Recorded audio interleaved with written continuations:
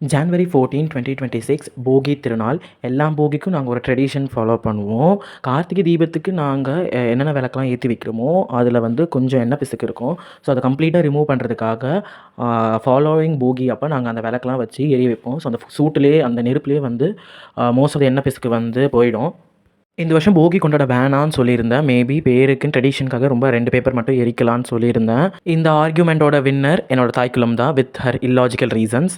எங்கள் வீட்டில் நிறைய குப்பை இந்த வாட்டி ஜென்ரேட் ஆகாதனால எங்கள் அம்மா ஆஃபீஸ்லேருந்து கொஞ்சம் பேப்பர்ஸ்லாம் எடுத்துகிட்டு வந்தாங்க. அதில் கொஞ்சம் பிளாஸ்டிக் ஷைனி ஷீட்ஸ்லாம் நான் எடுத்து ஓரமாக வச்சுட்டேன். ஸோ வெறும் பேப்பர் மட்டும் தான் எரிச்சிட்ருக்கோம். எங்கள் அம்மா ஒரு 10 பேப்பர் எடுத்துன்னு சொன்னாங்க. 10,000 பேப்பர் எடுத்துகிட்டு வந்தாங்க. ஒன்று நாங்கள் எரிச்சிட்டு தான் இருந்தோம் எல்லாத்தையும். எல்லா பேப்பரும் எரிஞ்சு முடிச்சதுக்கப்புறம் விளக்குல இருந்த எல்லா எண்ணெய் பிசுக்குமே போயிடுச்சு. ஏன் விளக்குலாம் ரொம்ப கருப்பாக இருக்குதுன்னு பார்த்தீங்கன்னா, நாங்கள் ஒரு 10-15 இயர்ஸாக இதே விளக்கு தான் கான்ஸ்டன்ட்டாக யூஸ் பண்ணிகிட்டே இருக்கோம். ஸோ அதனால தான். இதை முடிச்சுட்டு நானும் எங்கள் அம்மாவும் நாங்கள் கோயம்பேடு கிளம்பிட்டோம் பொங்கல் ஷாப்பிங் பண்ணுறதுக்காக. 4:30 மணி அளவில் அது பனியா இல்லை புகையானே தெரியல. 4:30 மணிக்கு யார் கோயம்பேடு மார்க்கெட்டில் இருக்க போகிறான்னு பார்த்தா மொத்த ஜனமே அங்கே தான் இருந்தது. காய்கறி பொருட்கள் எல்லாமே வாங்கி முடிச்சுட்டு வீட்டுக்கு வந்து நான் வீடை பெருக்க ஸ்டார்ட் பண்ணிட்டேன். போகிக்காக பூஜை பண்ணணும்னு சொல்லிட்டு 2 நாள் முன்னாடி தான் பெருக்கிற மாதிரி இருக்குது. அதுக்குள்ளே இவ்வளோ குப்பை. எப்போ பெருக்கினாலும் எங்கள் வீட்டில் குப்பை இருந்துகிட்டு தான் இருக்கும். வாசலில் வேப்பிலை இலை தோரணம் கட்டியாச்சு.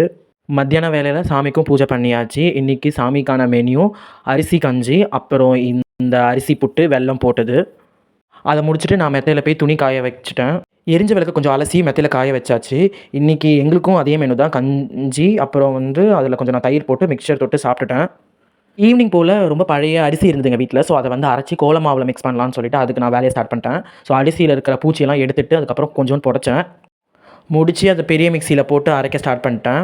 நான் இது வரைக்கும் முன்னாடி பண்ணதே இல்லை இந்த மாதிரி ஒர்க்கு. எங்கள் அம்மாவும் பண்ணதில்லை. ஸோ இந்த வாட்டி ட்ரை பண்ணலான்னு சொல்லிட்டு தான் நாங்கள் பண்ணோம். அரைச்ச அரிசியை சல்லாடையில் சலிச்சுட்டு எல்லாத்தையும் ஒரு பெரிய குண்டான ட்ரான்ஸ்ஃபர் பண்ணிட்டு ஒரேடியாக மிக்ஸ் பண்ணிகிட்டு இருந்தேன். கொஞ்சம் போல் கோலமாவும் கொட்டி அதில் சமமாக எல்லாத்தையும் ஈவனாக வந்து ஒரு கிண்டிகிட்டு இருந்தேன். சரி ஒரு டிசைன் இழுத்து பார்ப்போம் வருதா இல்லையான்னு சொல்லிட்டு பார்க்குறச்சு நல்லாவே வந்தது. கொஞ்சம் ரொம்ப சாஃப்ட்டாகவே இருந்தது.